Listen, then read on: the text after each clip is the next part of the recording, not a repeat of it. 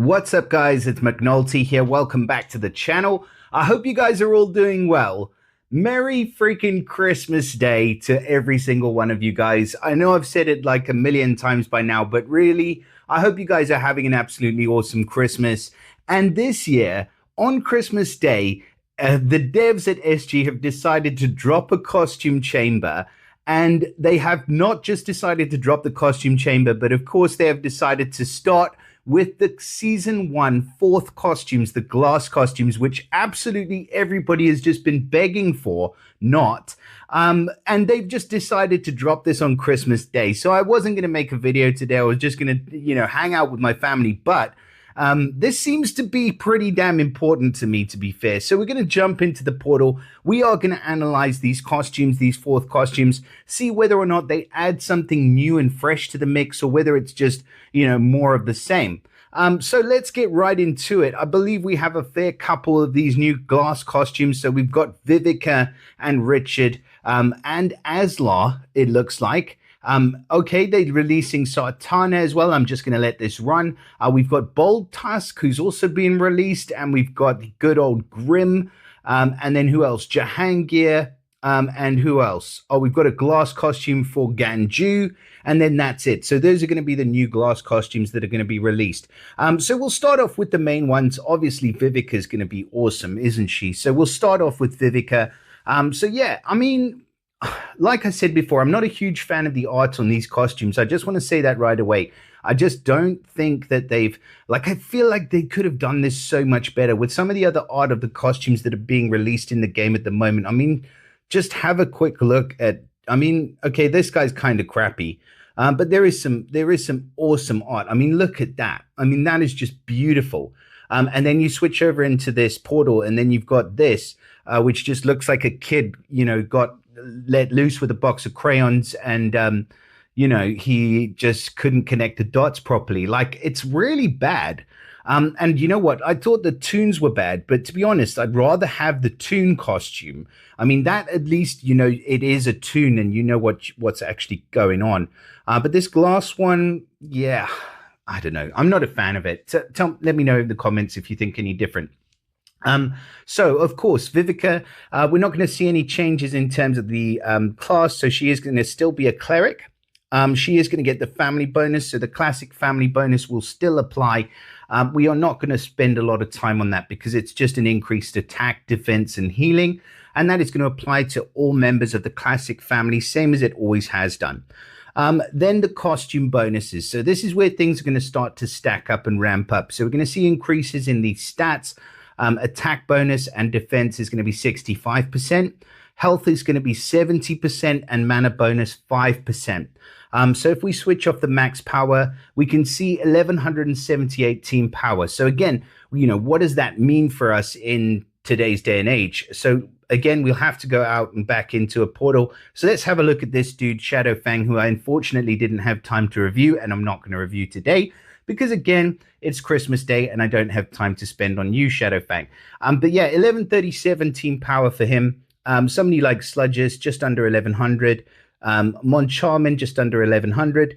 So we can see that in keeping with how they always have done, the tunes are being released with a much higher ramp up in their team power. And that does make a massive difference because it means their stats are better than any of the other heroes. And again, obviously, costume keys come for free. I feel like I'm spending a lot of time talking about these tunes, but just to be, clear about the narrative of this, they are trying to make sure that the season 1 tune costumes, or now glass costumes, are ahead of the curve when it comes to the new hero releases. So I'm all for that in a way, but then I just feel like they should just change the stats on the older costumes rather than release new ones. But anyway, we're still going to see what's happening.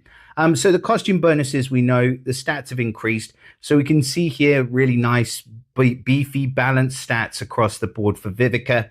And now the new bit about this, and I believe this is going to be really the only change, is the glass passive. So it says 60% extra chance to reflect status elements back to the attacker. And it doesn't say that the tune passive applies. So the tune passive is this one where it's a 75% extra chance to resist all status elements, mana reductions, and buff dispels. So it does use the same wording. So it says 75% extra chance to resist all status ailments, as well as mana reductions and buff dispels. Where with this one, it's 60% extra chance to reflect status ailments back to the attacker. So you don't have resistance against the mana reductions and buff dispels.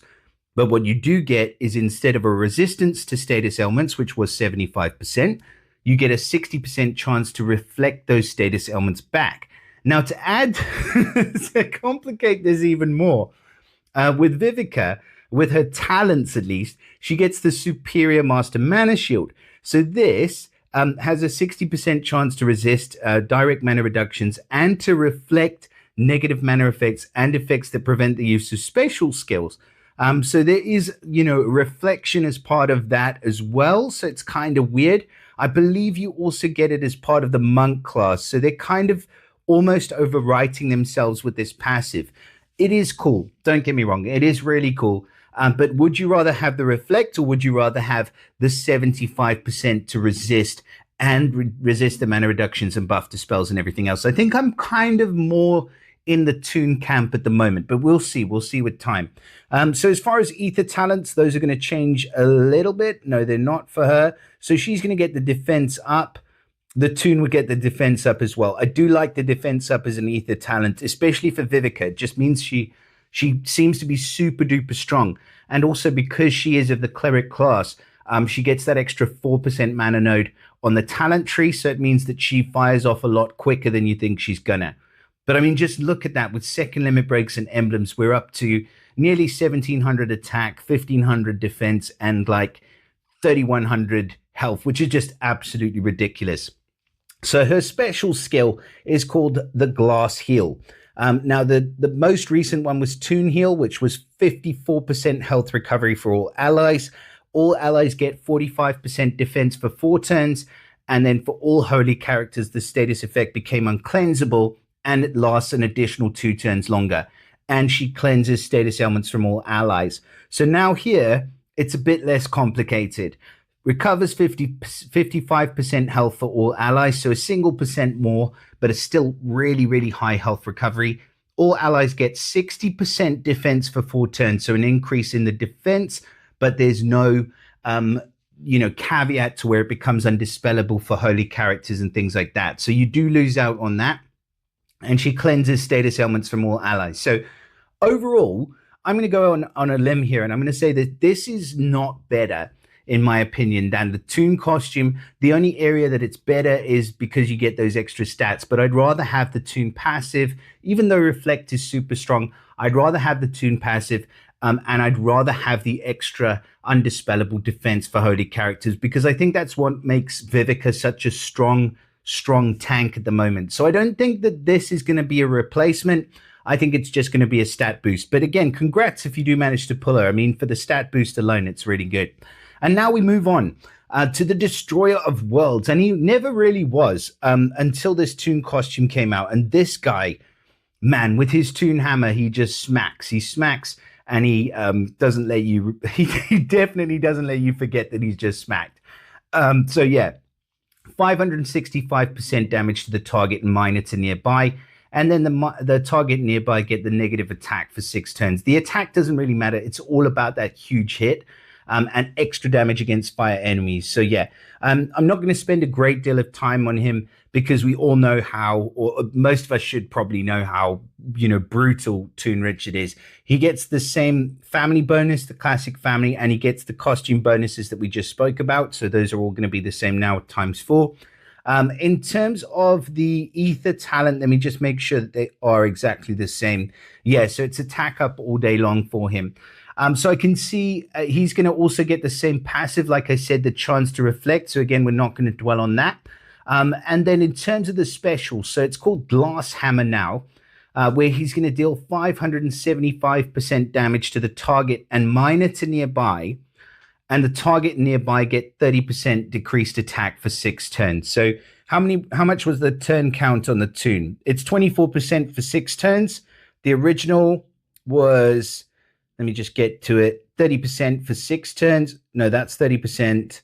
Original was 34% for 6 turns. So we're increasing the amount of attack down, but we're also increasing the damage to the target nearby. And that's where he shines. So, as far as Richard's concerned, I'd rather have this version of Richard than the Toon version of Richard, because you don't really need that Toon passive. I would think the Reflect would be absolutely fine, but you do want to pump out as much damage as possible, and even an extra 10% damage. And his stats are actually higher. I'm just flicking between the attacks. So there you can see 1758, 1763. I know it's really, minuscule margins, but when you get into it, any additional increase on his attack is going to make Richard awesome. So yeah, I would definitely pop him in. I don't know whether he's going to outperform Thorn Toon. I still think Thorn is probably one of the hardest hitting average speed heroes in the game at the moment. But yeah, maybe with these new stat boosts, Richard will reclaim the top spot, shall we say. So yeah, Richard is dope. Pardon me. I really wanted his Toon costume, but now I guess if I get him, I get his glass costume, so that's awesome. Now, who else did we have in this portal? So we've got some Titan loot. What did we get? Crap. As usual. Shall I open this Titan chest just for fun? Oh, an epic hero token. Awesome. So that means I'm guaranteed a Christmas hero, doesn't it? No, doesn't. Anyways, let's get back to what we were talking about. So, costume summon. So the other glasses that we have, this dude is going to be awesome. I just know he's going to be awesome. He's always been awesome. The Toon costume made him even awesomer. So yeah, Azlar is going to be a beast. So let's have a little look. We're not going to go over the family bonus, passives, and costume bonus again. But where we're going to focus on is in terms of the special skill and in terms of the stats, maybe just a little bit on the stats. So he gets the Rage Ether talent. That's nice because he also gets that attack increase. If he fires off within the first 6 turns, it's lights out. That's basically what happens with him. So yeah, Toon Explosion, 355% damage to all enemies. All enemies get 798 burn damage over 3 turns and extra damage against nature. So that was the most recent iteration of Azlar and absolutely brutal special. And now we have 365% damage to all enemies, and we have increased that burn damage to 852 burn damage over 3 turns. So yeah, I'm liking this a lot, actually. I don't think that the passive, again, like I said, I don't think the Reflect passive is quite as strong, but it might be, just about as good, to be fair. It is a passive skill, so it's there all the time. It's not like it's something that can be dispelled. It's just always there. So you've got to be super careful. You don't want to take any ailments against them. But the thing is, you can still remove buffs from the hero. So they can dispel buffs, which is something that you couldn't really do before with the Toons. But aside from that and the mana thing, so I think the mana cut's quite a big one, especially for slow speed heroes. So it kind of depends who you're going up against, but still, he is going to hit a lot harder in this version. It's an extra 10% on the damage to all enemies, and then it's an extra, it's going to be about 300 per turn compared to about 200 per turn in the other costume in terms of the burn damage over time. So yeah, I do like this costume for Azlar, and I think it's going to be a good one. So now I've probably talked too much. I know we had Sartana in here as well in the 5 stars. So let's have a quick look. So Sartana I do like, but for a different reason. So the reason we all like Sartana is because she is of the wizard class, and because she's of the wizard class, she benefits from the superior jinx, which is the ability to dispel. So before dealing damage, she dispels all active buffs from the target before any damage is dealt. And that is super, super useful. So anytime you get a wizard who has that superior talent from the Season 1 heroes in these glass costumes, they're going to be useful. And that on top of that, she has a pretty awesome snipe. But that is, pretty much all that she does. So she is a single target sniper. She is running at fast speed. Obviously, stats-wise, she's just absolutely in the realms of ballisticness, switching off max power 11, 82 team power, so that's huge. And with the limit breaks and emblems, you're going to get up to an attack stat of 1719, which is humongous. So Glass Strike is going to be 540% damage to the target, and then the target receives 879 poison damage over 3 turns. So that's a humongous hit. I mean, 540% is pretty much going to be game over. Although we did have a look at Richard and he was 565 and then minor to the nearby. So for the sake of an extra 3 tiles, I'd rather have Richard.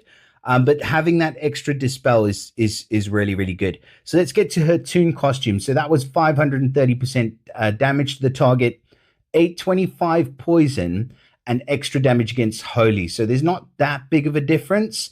And she doesn't do the extra damage against holy. So it's kind of difficult. I think if you're going with her on defense, I would use the toon version. But if you do get her as an offensive hero for the superior jinx and the extra damage, where you don't really need the toon passive quite as much, then I'd probably use the glass version of Sartana. And that is it. So that's all we're going to say about the 5 stars. So far, Richard is an absolute G. Vivica is just really a stat boost. We had Sartana, who I think is pretty good, but also more of a stat boost than anything else. She's still got the superior jinx, regardless of which one you go for. And then completely forgot who was the other one that we looked at. Was Azlar. Yeah, Azlar's awesome. So yeah, out of the 4 new 5 stars, I'd say Azlar and Richard would definitely be the ones I'd be hunting down if I was hunting down anyone. And then we've got Grimm. So Grimm is a classic, obviously really, really good for the defense down. He does have some other versatile uses. This costume is actually really good for events. Where he can boost the attack of the caster and nearby by 50%. So he's quite a nice hero. You can use him on Titans as well in a pinch, and even in the tournaments, because he's got that rogue class. So he's pretty good on defense as well, plus the ailment immunity. So I like that costume. This one as well, pretty good for Titans, extra special skill damage. And then this is the most recent version that we had. So it was Toon Power Pulverizer. That's terrible. Okay.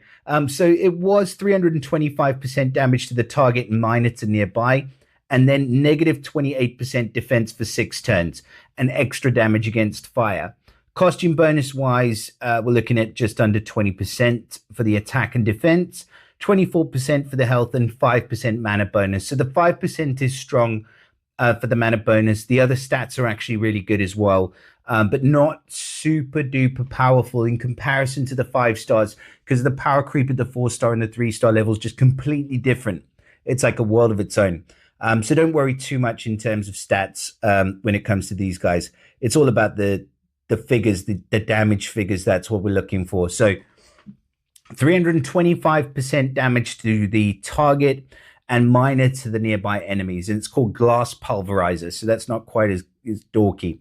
The target nearby enemies get negative 30% defense for 6 turns. So it's pretty bog standard, to be honest. Aside from the stat boost, and I really hope that they're not doing what they did when they released the 3rd costumes, which is that they reduced the power of the existing heroes. We'll have to keep an eye on that. But it looks like they haven't, just from having a glance at it. But, some people with their spreadsheets and notebooks and stuff will probably notice more than I will. But yeah, let me know in the comments if you guys do find that they are reducing the power on these new 4 stars as well. That would be interesting to have a, complaint about. But anyways, I'm not really going to spend much time on him because there's nothing more to say about him. It's just Grimm with a few extra stats and like a few % extra damage. It's not really going to do that much for you. Boldtusk. Okay, so Boldtusk, I'm assuming it's going to be more of the same. So let's just jump in. We'll have a quick look at this.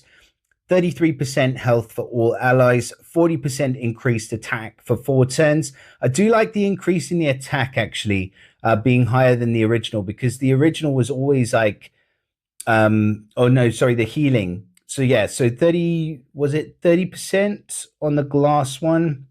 Yeah, 33%. So that's, it's a little bit better. It was 27 on the original. I don't like that.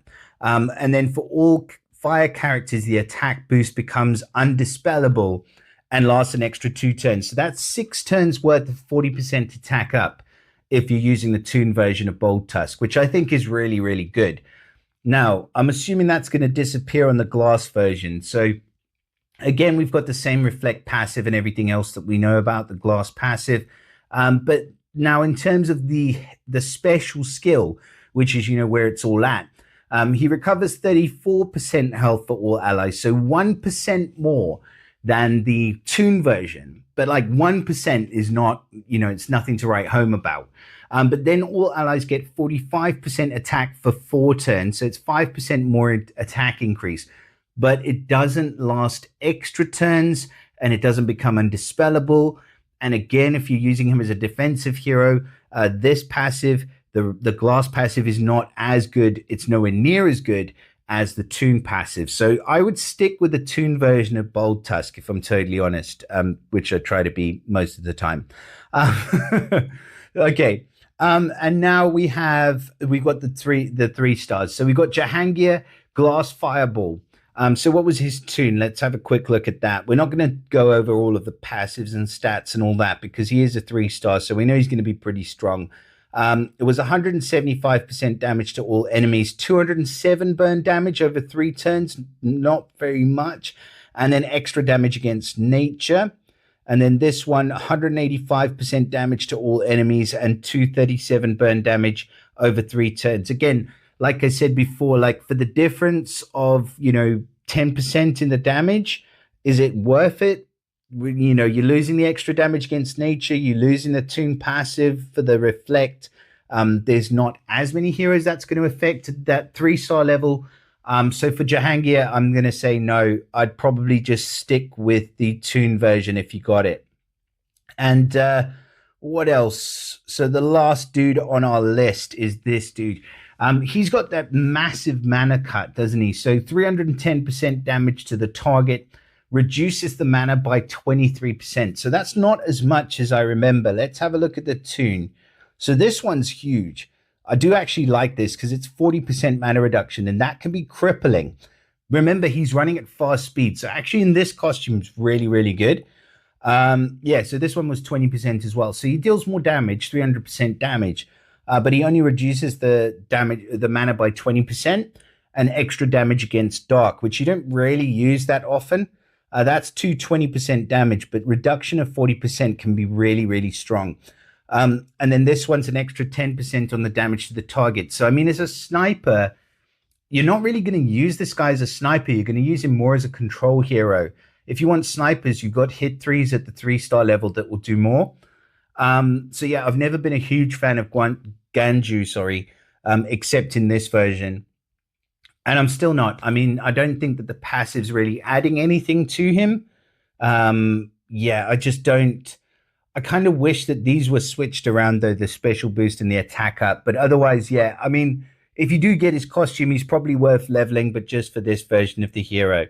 So that is everything I'm going to say on these toon heroes for today. Or these, I'd say toons. They are the glass costumes for the Season 1 heroes. And, in summary, I just want to let's summarize this with how do I feel about these new costumes? I understand the necessity of them because they are increasing the stats of the heroes and they're trying to keep the Season 1 heroes in line with everything else. But I don't like the art. I think the art is tacky. It's trashy. Like I said, it looks like a kid just couldn't join the dots together properly. I don't like the fact that there's no innovation at all around the special skills. They are just exactly the same, just slight increases and tweaks here and there. You've even lost the ability to deal extra damage against a certain element or to have certain ailments last longer and become undispellable, which is pretty huge. And then you're giving a worse passive than what the toon passive is. So I think in a lot of cases for these heroes, we're going to end up still using the toons and not using the glass version. So that is my opinion on the new glass costumes. But as always, I'm super interested to hear what you guys have to say. I may not respond right away because I'll probably be drunk and paralytic and full of food and all the rest of it, which I hope you guys will be as well. So don't feel any pressure. But I do eventually want to hear what you guys think about the tunes. Drop us a comment, let me know below, and we'll have a bit of a discussion about what we think about these new glass heroes. Sorry, I did say tunes again. But yeah, let me know what you guys think. Drop us a like, subscribe to the channel. If you guys aren't subscribed already, why are you not subscribed?